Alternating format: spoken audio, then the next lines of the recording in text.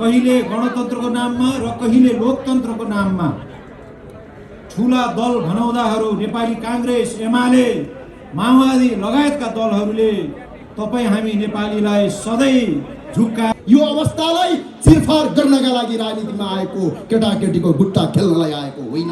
यसका लागि तपाईँ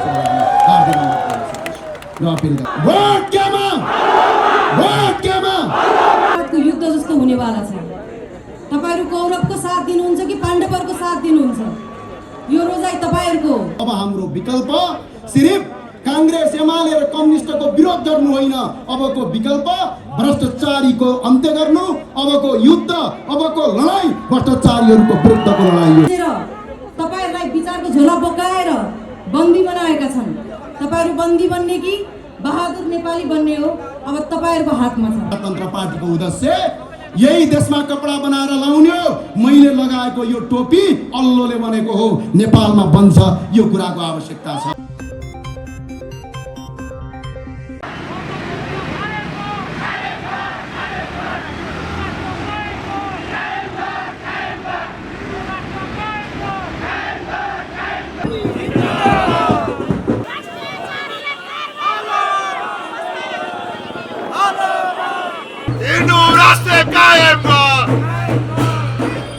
राजा ल्याओ, देश बचाओ।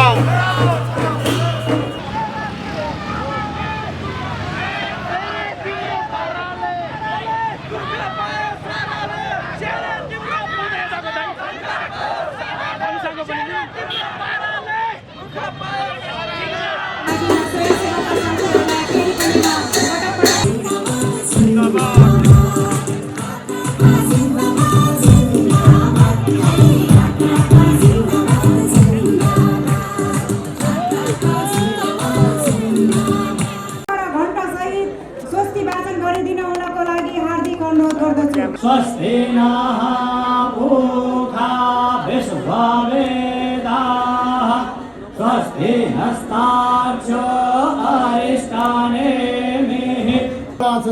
यो राष्ट्रभक्ति साथीहरू, यो राष्ट्रवादलाई बचाउने, यो देशलाई बचाउने या यो देशलाई बिगार्ने अब शक्ति सिर्फ राष्ट्रिय प्रजातन्त्र पार्टी र तपाईहरुमा छ। त्यही भएर म अनुरोध गर्न चाहन्छु, हामी पटक पटक भन्ने गर्छौं, पटक पटक बोल्ने गर्छौं र पटक पटक हरेक कुराकानी गरिरहँदाखेरि हामीले आज हाम्रो अगाडि सामुन्ने तीनवटा विकल्पहरू खडा भएका छन्। एउटा विकल्प यी दलहरूलाई चुनेर भ्रष्टाचारीलाई यो देश लुट्न दिने, अर्को विकल्प हामी भ्रष्टहरूलाई भोट नहाल्ने, राष्ट्रवादी र सुशासन गर्नेलाई भोट हालेर यिनीहरूलाई पछार्ने, अर्को एउटा विकल्प छ चुप लागेर बस्ने, भोट पनि नहाल्ने, मौन समर्थन गर्ने र यी घुमाउ र पार्लामा यी भ्रष्टाचारीलाई भोट हालेर जिताउने अनि यो देश लुटाउने। हामीले तीनवटा विकल्प मध्ये दोस्रो विकल्प हामीले रोज्यौं। के गर्यौं? भ्रष्टाचारीहरूका विरुद्धमा मतदान हालेर यिनीहरूलाई पराजय गर्यौं। त्यसका लागि तपाईं सबैलाई हार्दिक स्वागत र बधाई दिन चाहन्छु। हामी सहिष्णु छौं, हामी सहिष्णु छौं, हामी दयालु छौं, हामी समभाव राख्छौं। त्यसैले हाम्रो परम्परा, धर्म, संस्कृतिले जहिले पनि विभाजित होइन, विघटन होइन, हामीलाई मिल्न सिकाउँछ।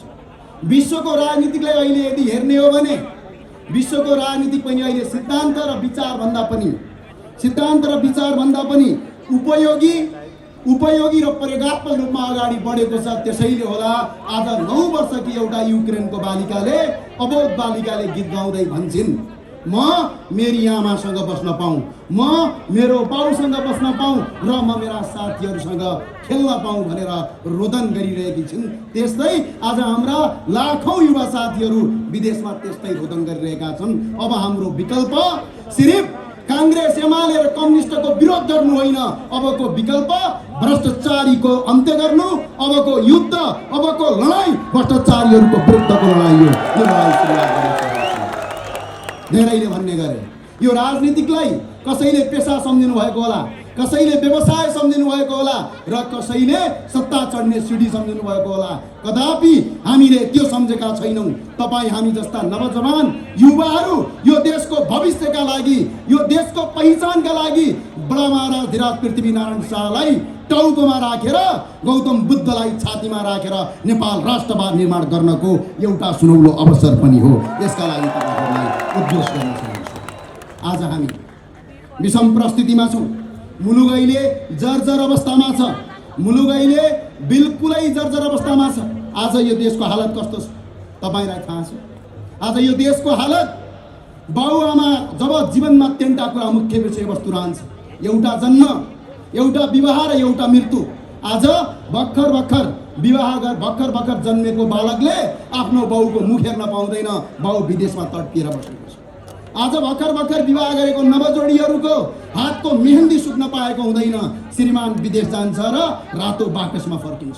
आज ती वयोवृद्ध बुढा बाउआमाहरू आज आफू पनि जानेर छोराहरूको अगाडि र कालले पनि म नमारोस् मेरो छोरो आउँदासम्म भनेर आफ्नो काललाई कुरेर बसेका छन्। हिजो मात्रै पोखरामा मैले एउटा अचम्मको घटना देखेँ। बुवा मर्नुभएछ, छोरा विदेशबाट आउनु भएन छ, 3 दिनसम्म लास घरमै राखिएका छन्। आज यो देशको अवस्था यो छ। यो अवस्थालाई चिरफार गर्नका लागि राजनीतिमा आएको केटाकेटीको गुट्टा खेल्नलाई आएको होइन। यसका लागि तपाईँ अपिल गर्न छ। आज शिक्षा कस्तो छ? आज यो देशमा आफ्ना बालबच्चालाई पढ्नका लागि, आफ्ना बालबच्चालाई उचित किसिमको शिक्षा दिनका लागि आफ्नो बाउआमा आफ्नो घर सम्पत्ति बेचेर विदेश जानुपर्ने अवस्था छ। उपचार गर्नका लागि मेडिकल माफियाहरूले यो देशलाई तहस नहस पारेका छन्। तिनै माफियाहरू ठुला भाषण गर्दै हिँडेको म कतै देख्छु। आज यो देशमा उपचार गर्नका लागि एउटा अङ्गको उपचार गर्न अर्को अङ्ग बेच्नुपर्ने, आज एकजना श्रमजीवीले बिहान बेलुका काम गर्यो भने चामल खाने पैसा आउँदैन, यो अवस्था छ। आज एउटा प्रहरीले आज यो देशमा कस्तो अवस्था छ भने जागिर खाएर आफ्नो बालबच्चा पाल्न सक्दैन।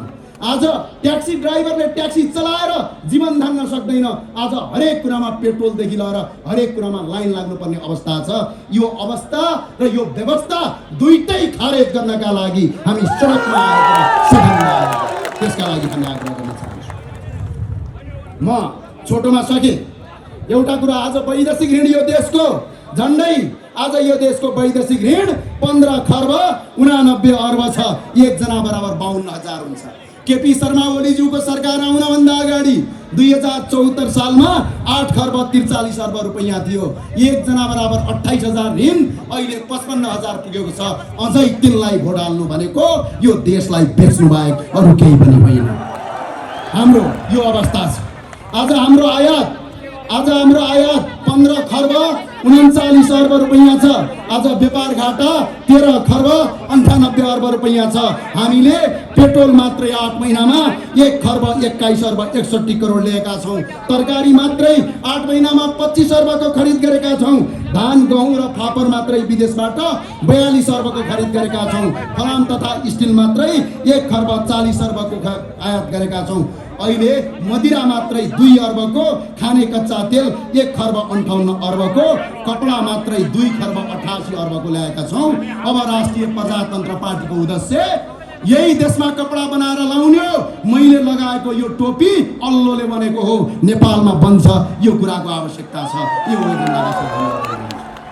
तरकारी उत्पादन यही देशमा गर्नुपर्छ, रोजगारी उत्पादन यही देशमा गर्नुपर्छ। मञ्चमा बसेर भाषण गरेर देश बन्दैन, राजनीतिक र विचारले मात्र मुलुक बन्दैन। अबको अर्थ राजनीतिक एक हिसाबले हेर्ने हो भने अर्थतन्त्रसँग राजनीतिक जोड्ने हो, विचार मात्र जोड्ने होइन। अब यो क्रान्तिको उद्घोष भएको म यहाँबाट घोषणा गर्न चाहन्छु। र अर्को कुरा, सबै साथीहरूलाई, सबै दाजुभाइ दिदीबहिनीहरूलाई, स्टिल मात्र तपाईँको 1 खर्बको आयात गर्ने देशले काठ बेच्न सक्दैन। 2 अर्बको विदेशी मदिरा ल्याउने देशले लोकल मदिरा बेच्न दिँदैन। अबको कानुन 2टा रुख लगाउने, एउटा रुख काट्ने कानुन र नेपालको मदिरा बेच्ने विदेशी मदिरालाई बहिष्कार गर्ने नीति ल्याउन आवश्यक छ। यसका लागि हस्, धन्यवाद। तपाईँ सबै जाँदै एकपटक हात उठाएर भन्नुहोस्, राष्ट्रिय प्रजातन्त्र पार्टी जिन्दाबाद।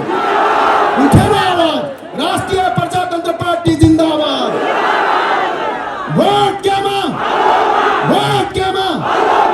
धन्यवाद। जय राष्ट्रवाद। राष्ट्रिय प्रजातन्त्र पार्टीको एकता महाधिवेशन पश्चात हामीले नयाँ नेतृत्व सँगसँगै एउटा नयाँ जोस जागर उमङ्ग बोकेर यो राष्ट्रलाई हिमाल पहाड तराईलाई एक ठाउँमा ल्याउनुको निमित्त हामी अगाडि बढेका छौँ साथीहरू।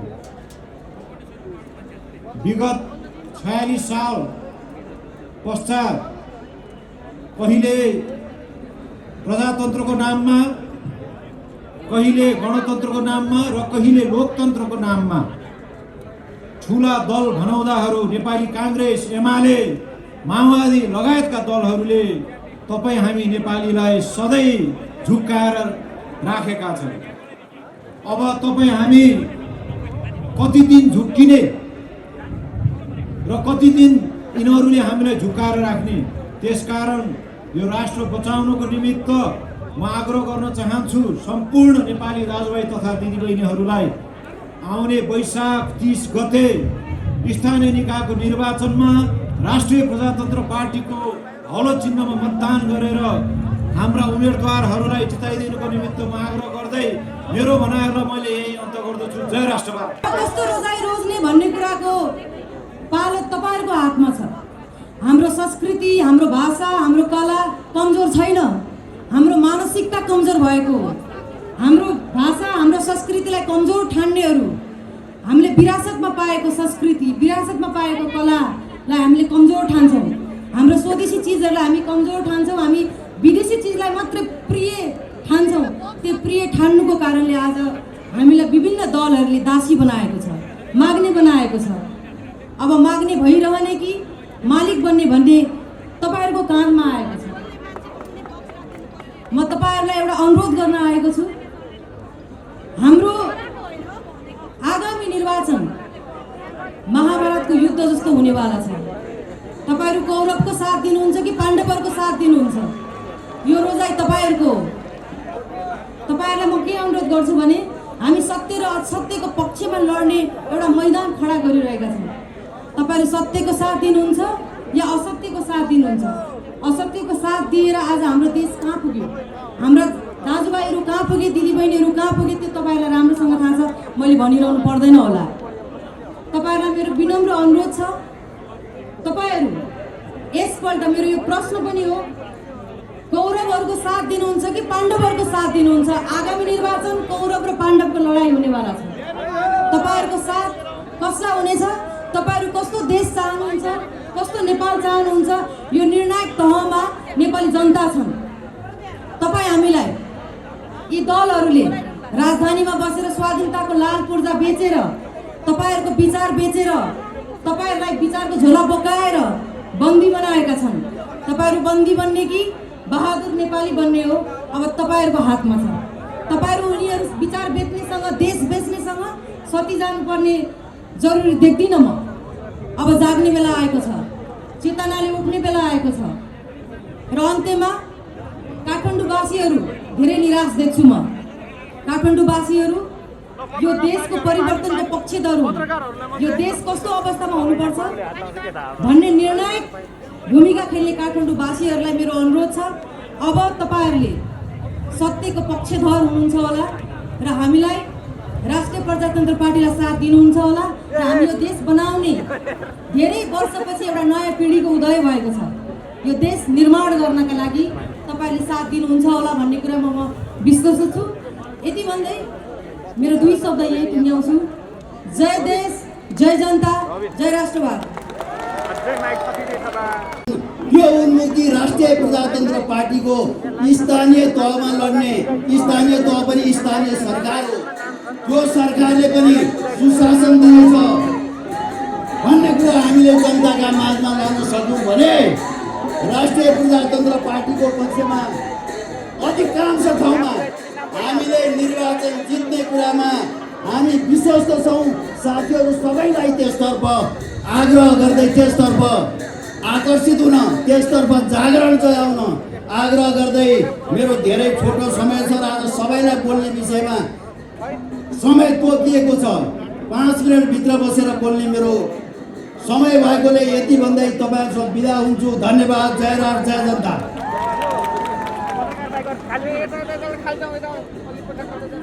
हामी